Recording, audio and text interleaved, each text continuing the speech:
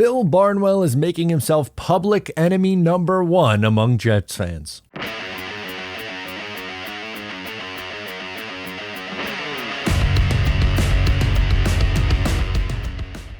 What is going on, guys? Matt O'Leary back with another video. Today I wanted to react to just another silly Jets take. We're in silly season right now. This is what we do. We are waiting for real football stuff to come back, but in the meantime, we get to react to just crazy takes. And this was going around on the internet. If you're on Jets Twitter, I'm sure you saw the video, but it comes as no surprise that Bill Barnwell is once again hating on the New York Jets. This is the same guy who recently said the New York Jets were the 23rd most improved team in the NFL after landing Aaron Rodgers, and he suggested that Teddy Bridgewater would have been a better option than Aaron Rodgers for the New York Jets. Today, he goes on ESPN, the network that pays him money for his opinions, and spews this dandy that the New York Jets are going to finish in fourth, aka last place in the AFC East.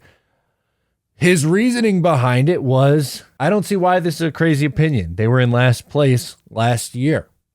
He then would go on to cite some of the Jets' numbers against quarterbacks that they played and their record against guys who were considered more of backups versus the records of guys who were more established starters. The Jets have finished in fourth place 3 years in a row.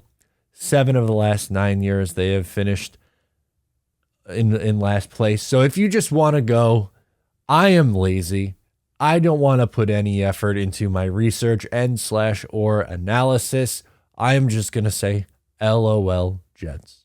Then this would be the take that you would come up with. I would be, assured. It's not surprising at all to see a lazy take like that. And unfortunately happens way too often. But 2 points to why the Jets finished 7-10 and finished in last place last year.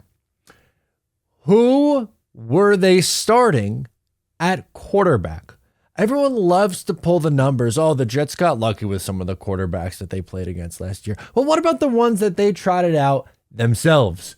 Zach Wilson, Chris Streveler, Joe Flacco, Mike White all took quarterback snaps for the New York Jets in 2022. Somehow, some way, they jumped out to a 7-4 start and the wheels fell off. And mind you, over that 6-game losing streak, it was frustrating. It was tough. Everyone hated it. Jets fans were at each other's throats. They were mad. Who was to blame? Was it Mike White the problem? Should they start Zach Wilson? The defense, Salah, fire, blah, blah, blah.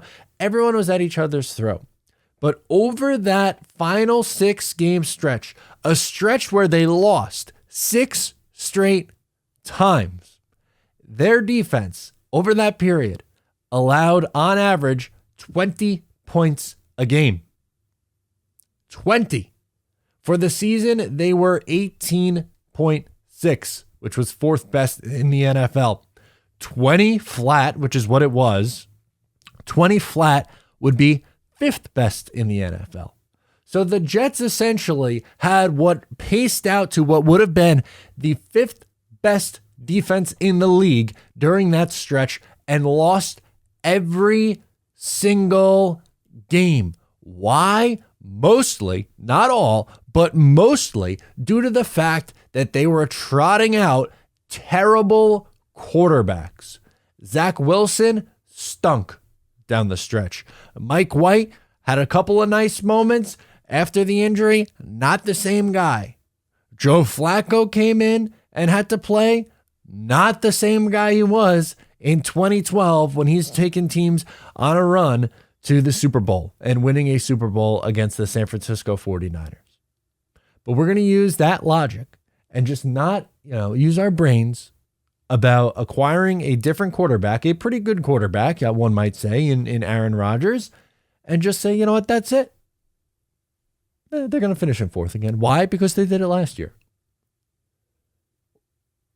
I could live with 3rd. I could live with 3rd place because you think, hey, Tua's going to stay healthy, and the Miami Dolphins are a real threat. The Buffalo Bills have been there and done that.